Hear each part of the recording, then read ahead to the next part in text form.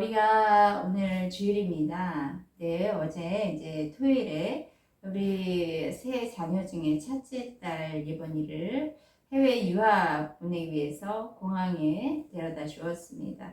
어제까지만 해도 우리 함께 있었는데 지금은 그때 공항에 오전에서 비행기를 타고 떠났으니까 지금은 아마 태평양을 거쳐서 미국에 도착했을 시간이 되었네요. 딸이 한국에 있는 동안에 한국에서 대화도 나누고 또 함께 잠도 자고 식사 교제를 하던 그 딸이 지금은 어떤 제한된 물리적인 시간과 공간의 차이로 이제 저희 두 부부와 분리되었습니다. 이처럼 딸이 여기 있는가 저기 있는가에 따라서 딸과 저와의 관계가 친밀해지기도 하고 또 서로는 좀 멀어지기도 합니다. 몇 년 전까지만 해도 딸이 이렇게 해외에 있는 것으로 인해서 저가 딸과의 분리감이 크게 느껴졌지만 지금 분리감이 크지 않은 이유가 있어요. 뭐냐면 코로나 이후에 발달된 인터넷 통신 줌으로 인해서 딸과 매주 만날 수 있고 또 함께 대화 나누며 함께 또 기도도 할 수 있기 때문입니다. 저가 이렇게 딸을 바라보듯이 하나님도 우리 성령 하나님도 저와 여러분을 보고 계시고 또 알고 계시겠죠? 지금 저와 여러분은 어디에 있습니까? 또 성령님 어디 계십니까? 우리 성령 하나님과의 관계는 여러분이 어떠하십니까? 네, 물론 지금 저와 여러분은 예배 장소에 계시고 또 하나님 앞에 나오셨죠. 지금 여러분이 어디 계십니까? 라는 질문은 물리적인 공간, 시간에 대한 질문일 수도 있고 또 한편으로는 영적인 질문일 수도 있어요. 차원이 좀 다른 질문일 수도 있어요. 또 한편으로 여러분에게 질문을 보겠습니다. 성령님 지금 어디 계십니까? 네, 성령님은 무소부재하십니다. 그래서 무소부재의 성령님은 뭐 여기 있다, 저기 있다 라고 할 수 있는 분은 아니에요. 마치 우리 첫째 딸 어디 있는가 물으면 미국에 있어요. 또 그러면 당신은 저와 여러분은 어디 있나요? 물으면 한국에 있어요. 라고 하는 대답처럼 그 성령님은 물리적으로 시간적으로 어떤 한계에 갇혀 계시는 분이 아닙니다. 성령님은 영원 전부터 계셨고 영원토록 계시는 무소부재의 하나님이십니다. 성령님은 무소부재의 하나님, 어떤 물리적인 공간은 그렇다고 떠나 계신 분도 아니고요. 물리적인 공간에 들어와 계시기도 합니다. 그리고 또 예수님을 영접한 모든 사람들에게 영원토록 내주하시는 하나님이십니다. 아멘. 아멘. 요한복음 14장 16절에서 18절까지의 말씀을 찾아 주시겠습니다.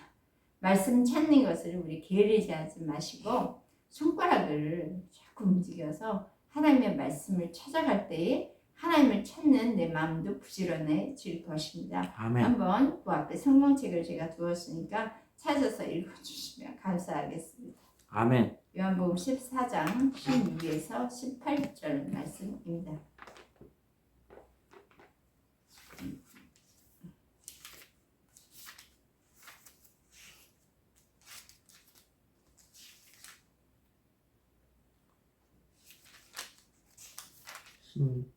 신 14장 16에서 18절 말씀입니다. 그가 아버지께 구하겠으니 그가 또 다른 보혜사를 너희에게 주사 영원토록 너희와 함께 있게 하리니 그는 진리의 영이라. 세상은 능히 그를 받지 못하나니 이는 그를 보지도 못하고 알지도 못함이라. 그러나 너희는 그를 아나니 그는 너희와 함께 가시며 또 너희 속에 계시겠습니다. 네, 우리 말씀에서 영원토록 너희와 함께 있게 하리니 이게 바로 보혜사 성령님이시고요. 그분은 진리의 영 하나님의 말씀을 담고 계셔서 그분은 바로 너희를 알고 또 그분은 너희와 함께 계시며 너희 속에 너희 안에 계시겠다는 약속의 말씀을 주십니다. 구원받은 저와 여러분의 오신 이 보혜사 성령님이 우리 속에 연합되어 우리와 함께 거하십니다. 주합반자는 한 영이라 말씀하셨죠. 하나님의 영이 저와 여러분에게 임하며 영원토록 계심으로 성령님과 분리된 삶을 살지 않기를 축원합니다. 저와 여러분 속에 활동하고 계시는 성령께서 그분의 하시는 일을 저와 또 여러분의 삶을 통해서 나타내 주실 그 주님을 찬양합니다. 아멘. 첫 번째, 구약 시대의 성령님. 구약 시대의 성령님에 대해서 우리 한번 알아볼까요? 성령으로 번역되는 히브리어는 무엇입니까? 루아우. 네. 그렇다면 성령으로 번역되는 헬라어는 무엇입니까? 헬라어. 신약에서 주로 사용된 성령으로 번역된 헬라어는 금방 나오지 않죠. 루아어는 잘 아시는데 푸뉴마입니다. 푸뉴마. 그래서 루아흐, 구약의 루아흐, 신약의 푸뉴마는 이제 성경의 문맥에 따라서 하기스 푸뉴마. 네. 하기스? 파라클레토스. 네. 자, 이 르아와 하기스가- 대표적으로는 푸뉴마가 하기스가 거룩한. 네, 영이요 생명이며도 숨결, 바람으로 그때 문맥에 따라 조금씩 다르게 번역이 되어지고 있습니다. 우리가 살면서 숨결하면 호흡이 우리 살아가면서 우리의 숨이 끝나면 생이 마감되는 거예요. 그렇기 때문에 저는 요즘 호흡을 배워서 많이 하고 있고 의식을 많이 하는데요. 호흡할 때마다 영이요 생명이신 그 하나님의 말씀과 성령님이 숨결처럼 바람처럼 내 안에 거하심을 의식하고 느끼고 있어요. 그때 더 주님의 성령 내 안에 계신 또 바람처럼 또 숨결처럼 불어오시는 성령님의 그 찾아오심도 함께 느끼는 거죠. 구약 시대의 성령님은요, 특별한 사람에게 맡기신 그런 임무를 수행하기 위해서 성령의 능력을 부여하셨어요. 그러니까 성령의 능력을 구약 시대에 부여한다는 것은 성령의 강림입니다. 위로부터 덮으시는 성령의 능력으로 특별한 임무를 맡은 당시 구약 시대에는 선지자, 제사장, 왕에게 기름 부으심을 강하게 부어주신 것이죠. 첫사람인 아담과 하와에게는 하나님의 영이 어떻게 생각하십니까? 첫사람 아담과 하와에게는 하나님의 영이 어디에 거하셨을까요? 첫사람 아담과 하와에게 하나님의 영은 어디에 거하셨을까요? 우주에 있었겠지. 밖에 있었을 거라고 생각을 하는데 내주하셨습니다. 하나님의 영이 하나로 내주하셨고, 근데 그들이 하나님의 그 선악과 사건으로 인해서 하나님을 이제 거부했죠. 하나님 말씀을 전적으로 따르지 않았어요. 그러면서 죄를 짓고 나서 하나님의 영은 떠나가셨습니다. 그로 인해 구약 시대에 하나님이 강림하셔서 우리를 영으로는 덮으시지만 그 이후에 구약 시대의 사람들에게 하나님이 강림하셔서 그 영으로 우리를 덮으셨지만 내주 우리의 속 안에까지는 거하지 않으셨습니다. 다만 하나님은 어떻게 인간과의 교제를 하셨냐면 동물의 피의 제사를 통해서 죄 사함을 받도록 그렇게 제사제도를 만드셨죠. 그래서 사람이 율법을 지킴으로 하나님이 주신 그 율법, 뭐 제사제도라든가 그것을 지킴으로 인해서 축복과 형통을 누리는 삶을 살도록 하셨습니다. 그러니까 율법 시대에 하나님 뭐 기본적으로는 10계명이 있는데 그 10계명 율법에서 이렇게 해라 하지 말라 이렇게 하나님의 명령을 지키면 하나님은 약속하셔서 축복과 형통의 삶을 약속하셨어요. 그런데 그 율법 그 계명을 지키지 않으면 저주의 삶을 살 것이다. 그렇게도 말씀하셨습니다. 그러니까 구약시대는 하나님의 절대적인 주권에 의해서 특별한 사람에게 성령이 강림하시고 그를 움직이셨는데 성령의 강림 부여받은 사람이 하나님의 주권과 그 뜻대로 살기를 거부하면 성령님도 거두어 가신 거예요. 예를 들어 볼까요? 성경에는 사무엘이라는 사람이 나와요. 근데 사무엘이 사무엘이 아니라 사울이 기름 부음을 받았어요. 그 예언까지 했습니다. 그런데 그에게 그렇게 기름 부음 받았던 그에게 성령님이 떠나가십니다. 사무엘상 15장과 16장 말씀 보시면 사울에게 임한 하나님의 말씀이 무엇이었냐면 그 당시에 아말렉을 쳐서 모든 소유를 남기지 말고 진멸하되 어디까지 진멸하냐면 남녀, 소와 젖먹이는 아이, 우양 낙타, 나귀를 죽여라. 그렇게 말씀하시고 명령하셨습니다.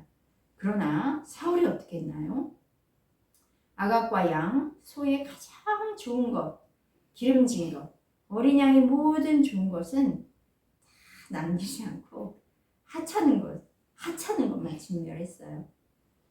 이것에 대해서 하나님께서 뭐라고 말씀하셨냐면 평가하셨냐면 순종이 제사보다 낫다. 그렇게 말씀하십니다.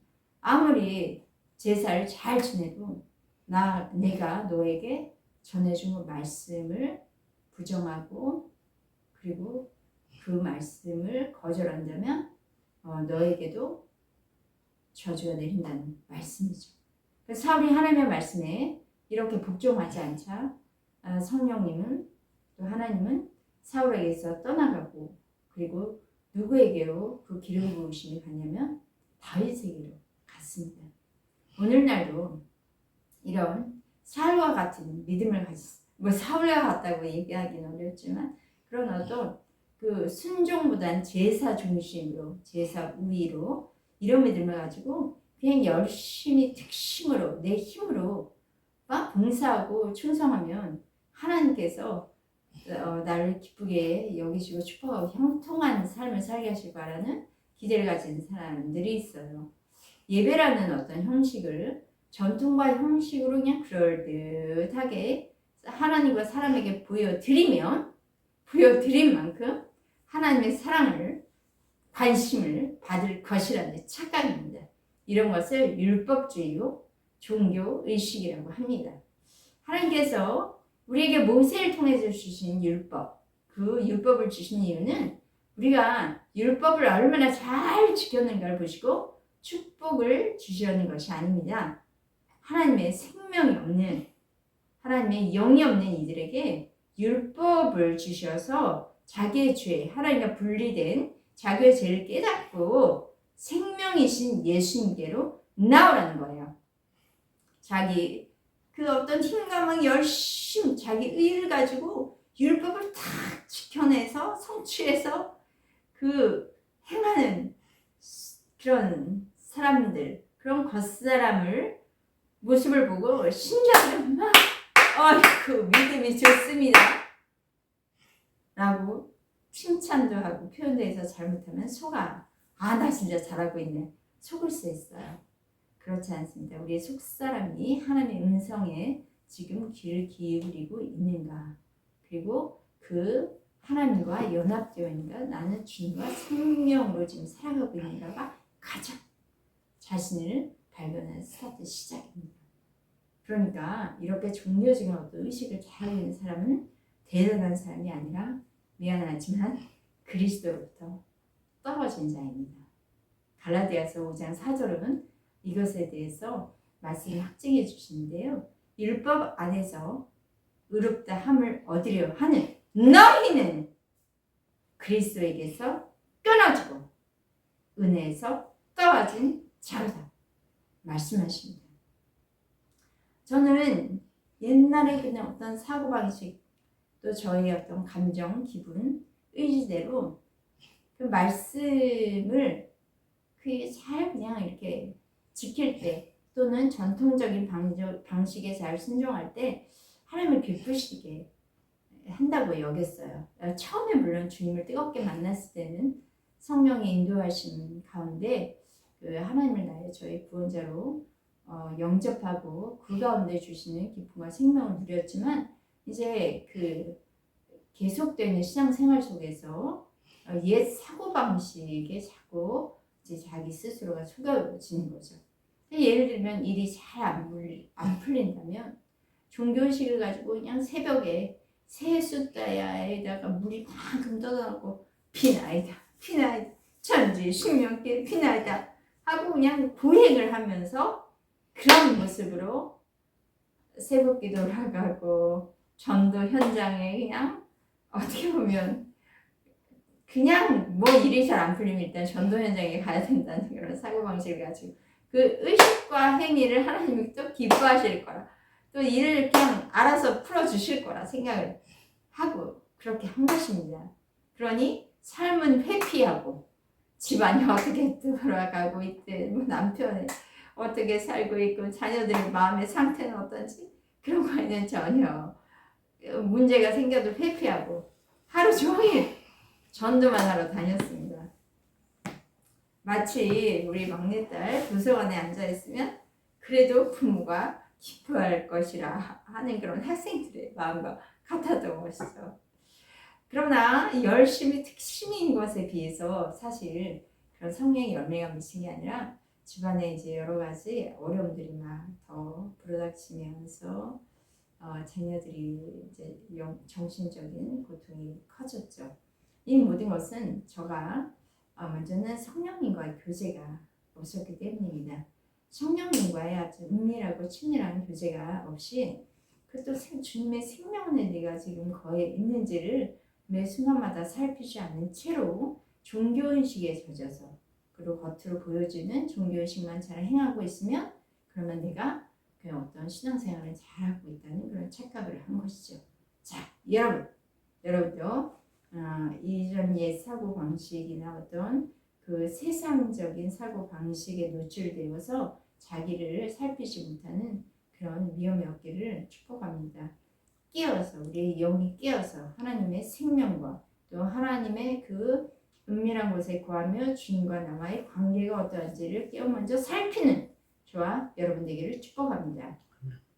하나님은 구약 시대에 이미 예레미야 선지자를 통해서 주신 예언의 말씀이 있었는데요. 예레미야서 31장 31절로 33절 말씀을 성경을 찾아서 한번 읽어 주시겠습니다.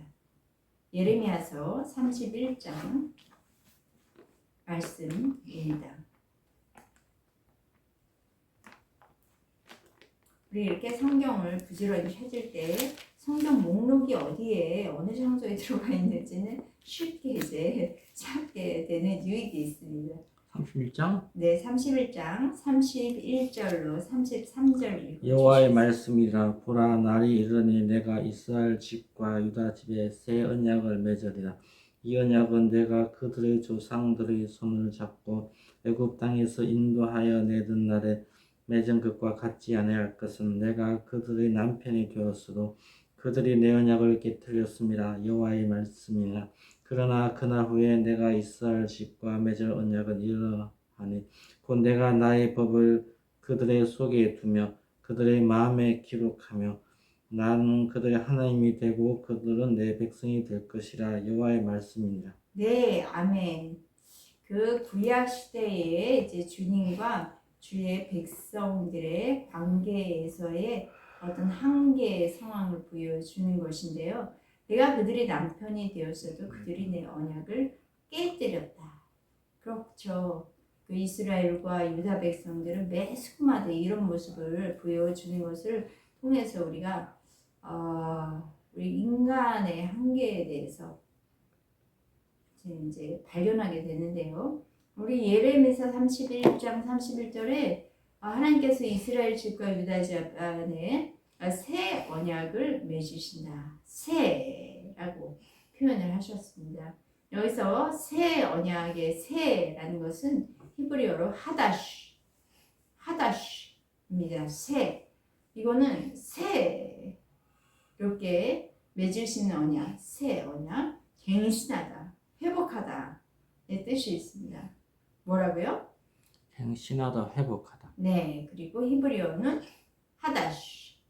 네, 이것은 아직 존재하지 않은 그런 새로운 것으로의 회복을 뜻합니다. 그러니까 전과 비슷한 동일한 그런 방식이나 성질, 본질로 회복되는 것이 아니라 완전히 다른 차원으로 새 것으로의 회복입니다.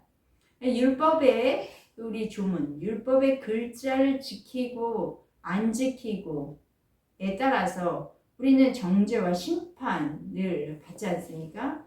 그러나 우리 안에 계신 성령님, 우리 안에, 우리의 마음에, 우리의 법이 우리들의 속에 들어와서 마음에 기록되어진 그 성령님의 역사하시는 우리의 내면 속에서 우리를 그 내면을 변화시키시는 그 일을 하십니다. 그러니까 마음에 기록되어진 그 말씀이 성령님에 의해서 우리가 그 말씀대로 생각하게 되고 그 말씀대로 말하게 되고 행동하도록 우리의 혼과 우리의 지정이 생각과 그리고 우리의 육신을 이끄시는 거죠. 이것은 저절로 되어지는 것이지 내가 막 힘쓰고 있어서 막 거기에 고분 투구해서 그것을 막 어떻게든 막 지켜보려고 했는데도 안 되고 넘어지고 또 내 생각은 다른 생각이 들어오고 이런 차원의 것이 아니에요. 이미 율법이라는 신앙을 오랫동안 또 익숙하게 습관적으로 해오신 분들이라면 지금 성령님이 마여 주시옵소서 그의 귀를 만져주시고 눈을 만져주시옵소서 마음이 열릴 자라 귀가 성령 하나님께 열릴 자라 모든 죄와 사망의 법 율법의 법에서 자유케 하시는 성령의 생명의 법이 지금 열릴 자라 회복될 지어다. 네, 두 번째요. 신약시대 성령님에 대해서 우리 나누도록 하겠습니다. 그 내 생각, 과거의 본성적인 감정, 의지로 말씀을 하게 지켜내는 것, 이거 하나님이 주신 축복과 형통이 아니라 말씀드렸죠. 새 언약에서 하다시, 하나님께서 우리들을 생명의 성령의 법으로 자유케 하실 때 그때는 바로 예수님이 나의 구주가 되시고 그리고 보면 이제는 예수께서 저주가 율법에 대한 저주가 되시고 그리고 율법을 우리가 범한 것에 대해서도 하나님 예수 그리스도의 피로 말미암아 율법을 만족시키는 그런 존재가 된 거예요. 예수를 영접하는 자에게는 하나님의 자녀가 되는 권세 주신다라는 말씀이 있어요. 이처럼 자신의 죄를 제거하기 위해서는 율법이 아니라 예수 그리스도의 피를 의지해서 나아가는 것이죠. 그래서 예수님께 나오는 모든 자들은 이제 주님의 생명 얻기 때문에 생겼던 모든 결핍과 부족함에서 해방됩니다. 그리고 주님의 사랑 예수 그리스도의 피로 말미암아 돌봄이 우리 가운데 임하셔서 우리는 누리는 삶을 살게 되는 것이죠. 보행하는 삶, 무엇을 얻어내기 위해서 내가 그것을 보행으로 받기를 매달리는 그리고 비나이다 비나이다 하는 그런 삶이 아니라 이제 주님의 사랑이 나를 완전히 덮어서 하나님으로부터 보호자가 되시는 그분으로부터 돌봄을 받고 생명을 누리는 삶을 살게 되는 것입니다. 구약의 선지자 에스겔은요 이렇게 성령에 대해서 예언을 하였는데 우리 성경 말씀을 다시 찾아보도록 하겠습니다. 에스겔서 36장입니다.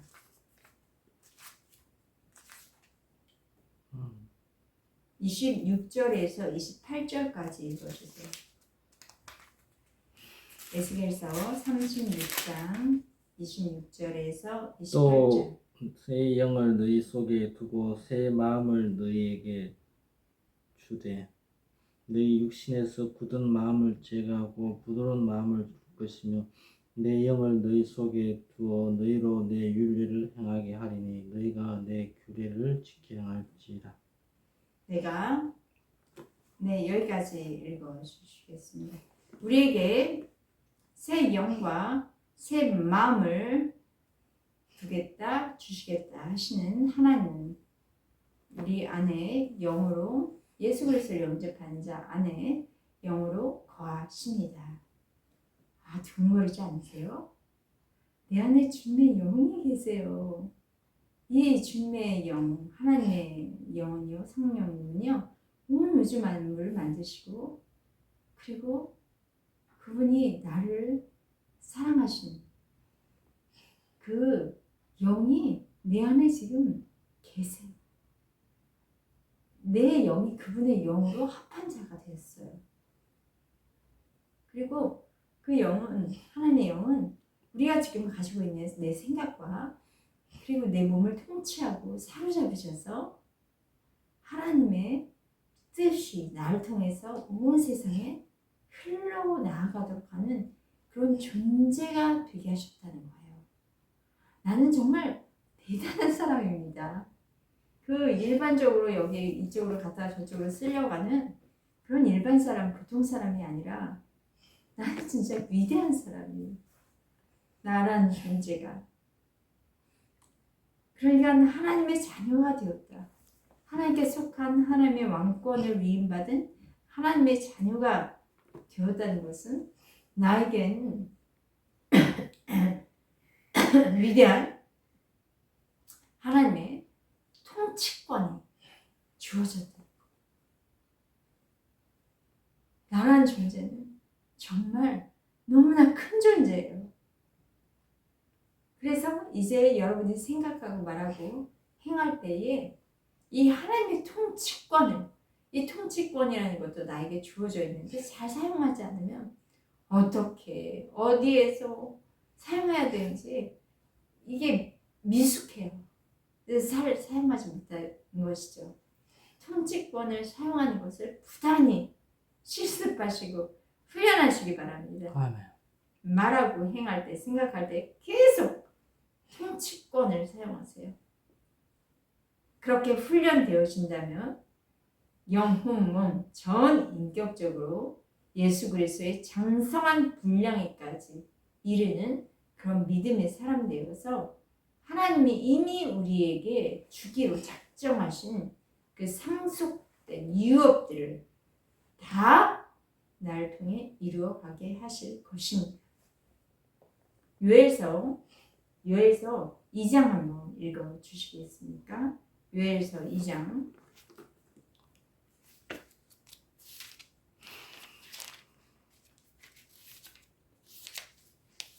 28절부터 29절 말씀입니다.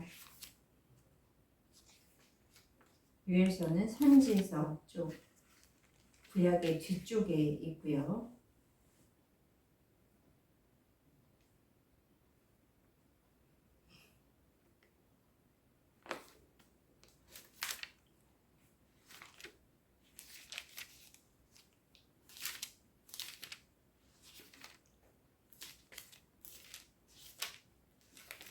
요엘서 2장 28에서 29절 말씀 읽겠습니다.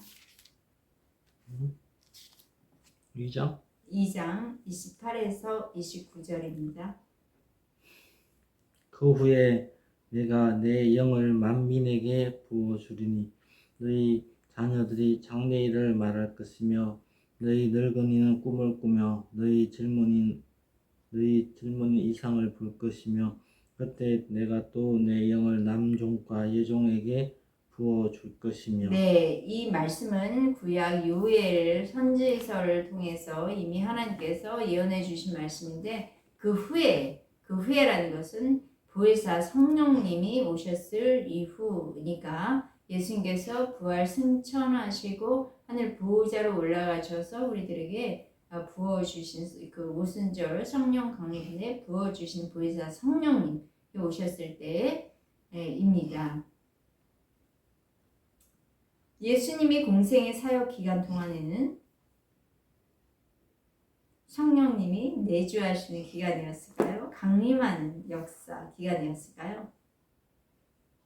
예수님의 공생의 사역, 부활승천, 그리고 하나님 보좌에 오르시기 전에 이 땅에서의 공생의 사역 기간은 성령님이 강림하시는 역사입니다. 그렇죠? 제자들을 상태를 보면 그렇죠. 내주하는 역사가 아니에요. 그래서 예수님의 공생의 기간 동안의 사역도 구약시대 방식과 동일하게 성령님이 강림하는 역사로 성령님이 역사하셨습니다. 그런데 예수님의 부활 승천하시고 하늘 보호자에 오셔서 보혜사를 우리 가운데 보내어 주셔서 그 보혜사를 우리 안에 내주하시면서부터 내주하신 역사와 강림하신 역사가 신약시대 성령님의 역사 같이 나타나게 된 것이죠. 가이사랴 빌립보죠. 예수님께서 공생하는 기간 가운데 가이사랴 빌립보 지역에 제자들과 함께 MT를 떠난 예수님은 제자들에게 물으셨어요. 너희는 날 누구를 하느냐? 그러니까 베드로가 아주 충격적인 고백을 하죠. 주는 그리스도시요 하나님의 아들이니시다. 얼마나 주님이 기뻐하셨을까. 할렐루야. 그리고 이를 알게 한 것은 하늘에 계신 내 아버지시니라 말씀하십니다. 이때 베드로의 마음에 성령 하나님이 내주하신 것이 아니라 성령의 감동에 의해서 예수님이 누구신지 알게 된 거예요. 그러니까 내주하시는 상태는 아닙니다. 왜? 왜냐하면 베드로의 또 제자들이 예수님과 함께 했던 그 3년 반 동안의 사역이 있지 않습니까? 그 사역은요, 성령의 내주가 아니라 그냥 예수 그리스도의 그 권능 아래에서 붙들려서 함께 사역을 할 수가 있었습니다. 예수님이 떠나가시니까 함께 그분의 권능 아래 붙들려 있었을 때에는 사역했던 이들에게 예수님이 사라지시니까 제자들은 아무 일도 할 수 없었던 거예요. 예수 부활하셨는데 우린 고기나 잡으러 가자. 그리고 게네사렛 그 바다로 다 돌아가서 고기잡이를 하지 않았습니까? 그 불능의 상태, 아무것도 할 수 없는 성령님의 내주하심이 없는 그냥 권능 아래 붙들려 있는 사람은 그 권능이 사라지니까 그냥 아무것도 할 수 없는 그런 상태가 되었던 것이죠.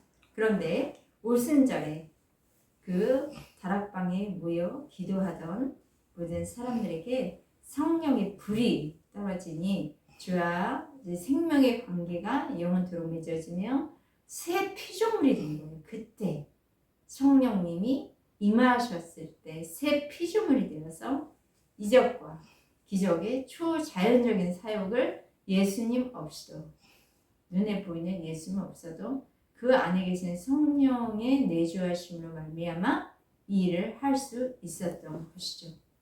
바울에게 이미 부활의 영이신 성령의 내주하심이 바울에게는 이미 있었죠. 그래서 그는 축기를 하고 치유를 하고 또 바울은 선교하다가 그 핍박받아서 죽은 줄 알았는데 벌떡 살아서 선교하며 대륙을 가로질러 다니 기적의 삶을 살 수 있었습니다. 이방의 빛으로 하나님을 나타내는 그런 삶을 살았습니다. 할렐루야. 저와 여러분은 그 십자가와 부활을 통과한 사람들입니다. 주님과 함께 승천한 사람들입니다. 하늘 보호자 우편에서 예수님과 함께 그 보호자에 앉은 주님의 자녀들입니다. 그러므로 주의 이름으로, 주의 이름을 힘입어 주의 이름이 함께 하심으로, 우리 안에 성령님 내주하심으로 병들고 어긋난 그 세상을 다스리 하나님의 나라를 선포하는 왕같은 제사장이 되었음을 축복합니다. 아멘. 여러분 장자들입니다. 그래서 우리를 통해서 예수님이 하신 그대로 마귀가 떠나가고 치유가 일어나서 죽은 자들이 생명 없는 그런 놀라운 회복을 일으켜 주실 주님을 찬양합니다. 아멘. 세 번째, 나와 관계하시는 성령님. 예수님이 변화산상에서 내려오셨을 때 기억하십니까?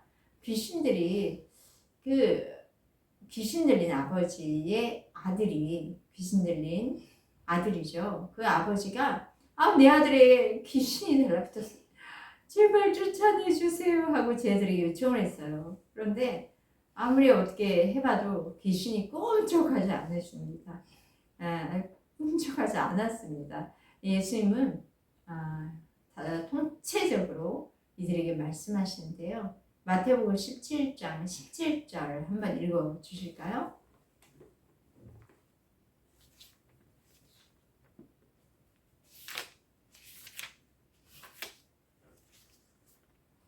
실장?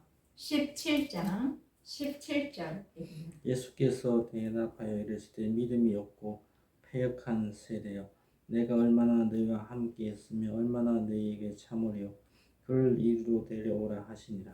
네, 하나님은 이렇게 제자들에게, 예수 그리스도께서 제자들에게 원하신 바와 같이 저와 여러분에게도 예수의 일, 마귀의 일을 멸하는 일을 하기 원하시고 병든 자가 치유받는 일을 원하십니다. 그런데 우리는 이 당시의 제자들, 또 지금 현재 우리들도 어떻게 해야 하는지 잘 모르고 어리둥절 할 때 이런 현상이 나타나죠.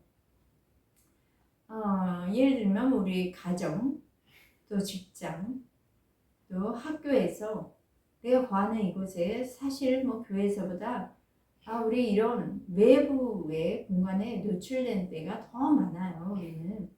그런데 그곳에서 더러운 세력, 또 우상의 영, 가난의 영, 질병의 영, 분리의 영이 사람들을 우울하게 만들고 각종 중독들, 스마트폰 중독, 음란 중독, 담배 중독, 그런 것에 눌리게 되고 묶이는데, 사람들은 세력을 분별하기는 예수의 이름을 쫓아내고자 하기는커녕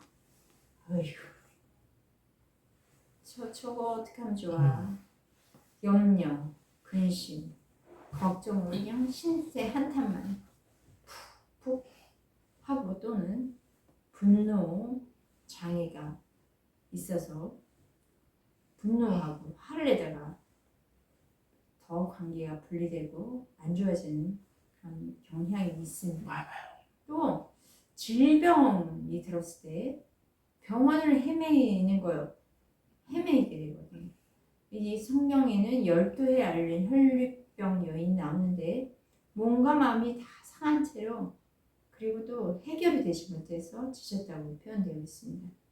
그러니까 하나님의 뜻에 부합된 삶에 자기의 시간과 물질을 드리는 것이 아니라, 창조적인 그런 삶을 사는 것이 아니라 그냥 병원에 쫓아다니면서 돈 낭비, 시간 낭비로 병원에 의존한 채 묶이는 삶을 살게 되는 것이죠. 그러면 나의 몸과 마음이 종합병원처럼 되어서 아주 무력한, 또 제한된 그런 삶을 살게 됩니다. 저와 여러분이 날마다 순간마다 성령의 임재 안에 살아가는 것을 훈련하시기를 축복합니다. 호흡이라는 것도 의식하거나 의식하지 않거나 소호흡해야 하는 것처럼 호흡하는 가운데도 하나님의 영을 붙드는 건 굉장히 효과적인 방법이에요. 그리고 우리 마음은 늘 돈에 갈급한 것도 아니요. 그리고 육체적 건강에 갈급한 것도 아니요.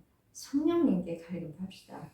성령님께 갈급하셔서 문제의 어떤 환경에 대한 해결을 위해서 그냥 힘쓰고 애쓰고 거기 달려가는 그런 삶을 사는 것이 아니라 우선 내 안에 계시는 성령님 안에서 호흡하면서 평강하고 기뻐할 때 그분 성령님에 의한 만족함으로 감사할 때 저와 여러분의 현재 부딪히는 문제의 현실 그런 현실을 능히 이기고 또 변화되어지는 삶을 살게 될 것입니다.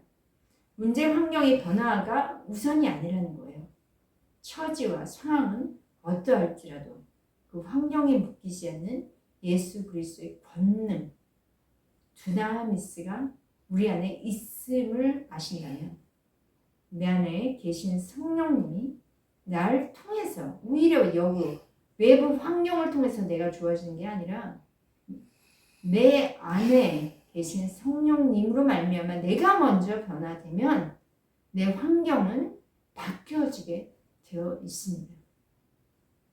또는 뭐 내주하시는 그 성령님이 이 세상에 있는 모든 것보다 크시다 말씀하셨고 또 강림하시는 성령님의 기적이 끌어오는 것입니다. 나에게 내 능과 힘이 아닌 오직 주의 영으로 가능하게 된다는 간증을 하게 될 것입니다. 사도행전 우리가 마지막으로 찾아볼 말씀은 사도행전 2장 17에서 18절 말씀입니다. 한번 읽어주시겠어요? 2장? 네. 18절? 17, 18절. 하나님이 말씀하시기를 말세에 내가 내 영을 모든 육체에 부어주리니 너희 자녀들은 예언할 것이요 너희 젊은이들은 환상을 보고 너희 늙으면 꿈을 꾸리라.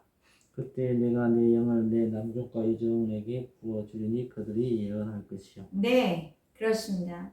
내가 내 영을 모든 육체에 부어주니 유엘서의 말씀의 성취라고도 볼 수 있는데요. 마지막 때가 이제 가까워 가고 있습니다. 성령님은 특정한 사람 또 뭐 은사 받은 사람에게만 오셔서 활동하시는 것이 아니라 모든 육체에 남종, 여종, 아이들, 노년에 있는 사람 모두에게 다 부어주신다. 그러함으로 내주하신 성령님 내 안에 거하시는 성령님과의 친밀한 가운데 그분의 세상 모든 자보다 크신 분이라는 것을 경험하시기를 주님의 이름으로 축복합니다.